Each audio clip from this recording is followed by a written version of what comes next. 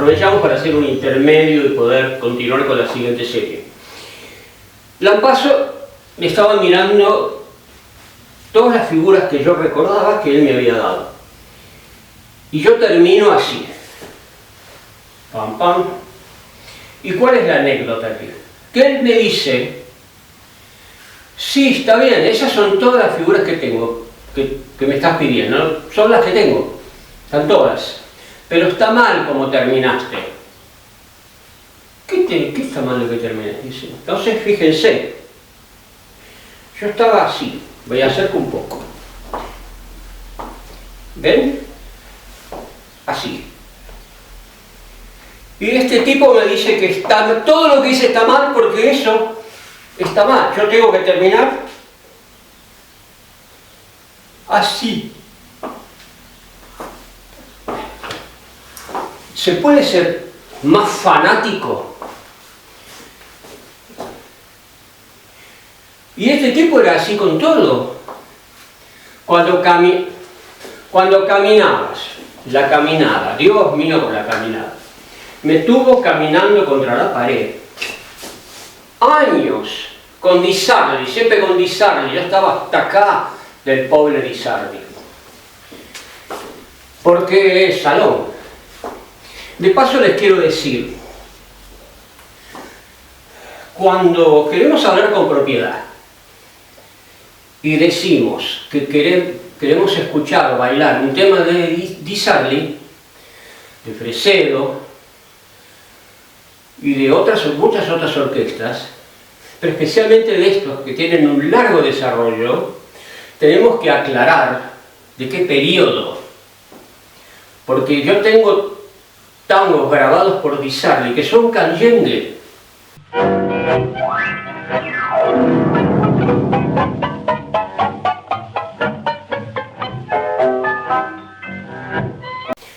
Precioso, o sea, no hay tango canyengue, nadie dice voy a componer un tango canyengue. Eran tangos de aquella época, de la primera, y ya sabemos de qué estamos hablando, los llamamos tangos canyengue. Pero después tuvo otros periodos.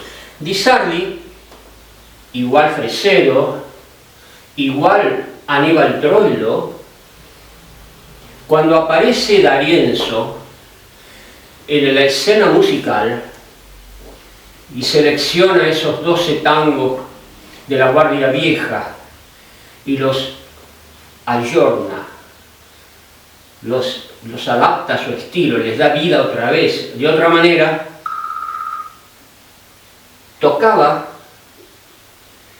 él tocaba en un ritmo que todos los viejos milongueros lo llamamos, ya soy viejo también, D'Arienzo de antes.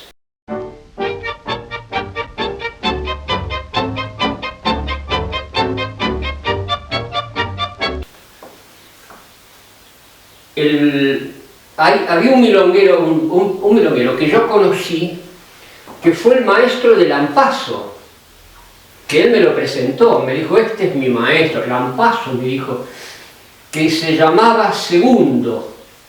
Segundo. Era un señor judío, ¿eh? Segundo, no sé, será el nombre, no sé, no me acuerdo. Otro día lo presentó en público, dije, ese es el maestro. Y dice Segundo, ¿qué le voy a enseñar a este a bailar? Yo le enseñé algunos pasitos al principio, bueno, pero Lampaso era muy reconocido al que le enseñó los primeros pasos. Y dijo, él es mi maestro. Y Segundo me dice, che, empezamos a hablar. Y salió el tema de D'Arienzo. ¿Te gusta D'Arienzo? Me dice, porque claro, con Lampaso, que era del salón, nunca bailaba D'Arienzo, o muy poca. D'Arienzo no era para Lampaso, o Lampaso no era para D'Arienzo, era para salón, un tipo que ya venía desde Petróleo y toda esa línea. Entonces, Segundo me dice, ¿te gusta D'Arienzo? Digo, sí, me encanta. Y me dice, sí, pero D'Arienzo de antes. La primera orquesta que tuvo D'Arienzo. Y la verdad que es el estilo de los 30 del que estamos hablando. Porque después, no sé qué pasó, se agarraron a las patadas, la orquesta de D'Arienzo, los músicos, no sé, realmente no me metí en ese tema. ¿Qué pasó? No sé si fue en el Uruguay, se disolvió la orquesta. Entonces se encontró D'Arienzo con el tema de que, bueno, ¿y ahora qué? Hay que armar una orquesta nueva. No sé qué pasó con la primera, porque eran espectaculares. Y entonces toma el contacto con un pianista joven, un muchacho joven, creo que tendría unos 18 años, que era Fulvio Salamanca. Y Fulvio Salamanca empieza a buscar cantantes, empieza a armar la orquesta de nuevo, otra orquesta. Y también el maestro Héctor Varela empieza a trabajar para armarla.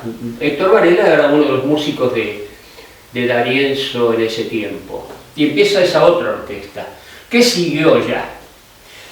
Siempre en qué línea. ¿En qué línea puede haber sido? ¿Freseriana o decariana? ¿Qué línea? Yeah, always having the instruments, also the solists. Entonces, perfecto, entonces es decariana. Claro, hasta Pugliese es decariano. Troilo es decariano. Tienen orquestas con solos, y otras cosas. Entonces, no podemos decir quiero bailar a Di Sarli. Pará, decime qué periodo. ¿No? Es como si yo dijera a mí me gusta el libro de la Biblioteca de Alejandría. Biblioteca de Alejandría. ¿Qué libro estás hablando? O como cuando vas a Viena y pedís un café y te dicen, ¿cómo un café? ¿Qué café? Pues tienen una lista que este, que el otro, que el otro, que el otro, que el otro, y tenés que decir con propiedad, quiero este café. ¿O no? Sí, claro. ¿Viste? Claro. Entonces, D'Arienzo de antes. Pero ¿qué pasa? En los 40 más o menos, ¿no? Les decía que empieza a venir a Buenos Aires gente del suburbio, de los orilleros, de las orillas, empieza a llegar a la ciudad, se superpobló. Una vez tan poblada, las milongas, que ya son milongas de ciudad, reciben un montón de gente, están superpobladas. Entonces había que arreglársela. Por otro lado, imagínense ustedes, uno de ustedes es un muchacho que va a esa milonga, llega del interior, sabe bailar el tango y no viene con su pareja. Y la ve a esta chica, la cabecea y ella sale. Y no le va a decir, che, vos hiciste el workshop conmigo. ¿Qué es eso? Si no hiciste el workshop conmigo, no sabés qué paso hay que hacer. ¿Te das cuenta qué pasó? Después vamos a hablar de eso. Entonces, las chicas empezaron a desarrollar una capacidad de adaptación a cada uno de los que iban a bailar. Y esas son las que llamamos las milongueras de antes, las milongueras, como la turca y... Miren, les podría nombrar un montón. Las sacaba cualquier tipo, de más genia, más marmota, y ellas sabían hacer todo. No se preocupaban si el tipo era un purista, ellas lo iban a seguir. El problema es que cuando vienes con el tango de salón no podés hacer, tenés que trabajar un poco porque es muy exigente. Pero bueno, estos tipos llegaron.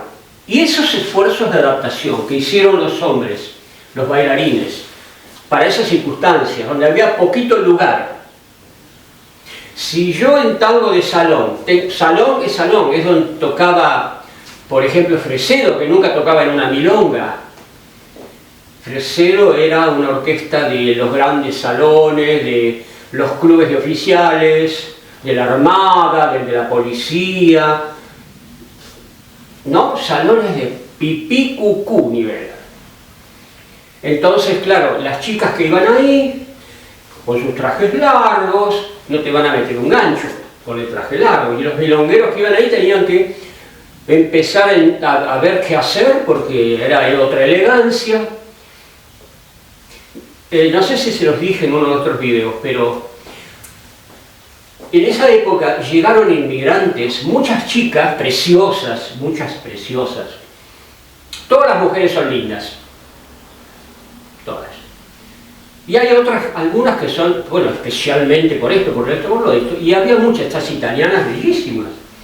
Llegan a Buenos Aires, y estos tigres que estaban ahí, dijo, no, mira, qué preciosidad, vamos a bailar, porque claro, el tango, si ahora tenés que hacer un curso como chico joven para ver cómo conseguir que la chica esa que te gusta hable con vos, entonces, ¿qué puedo hablar?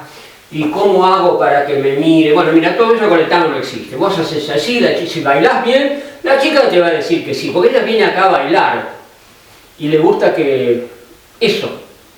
Entonces vas a ir y vas a empezar a bailar y ya estás hablando, y ya le preguntás de dónde viene, y ella te pregunta a vos, y se terminaron los problemas. Así que ese era un lugar de intercambio social fundamental. Desde el comienzo, porque lo mismo pasó con los primeros orilleros que bailaban entre ellos para crear figuras, pero después querían ir a bailar con las chicas, no con los tipos.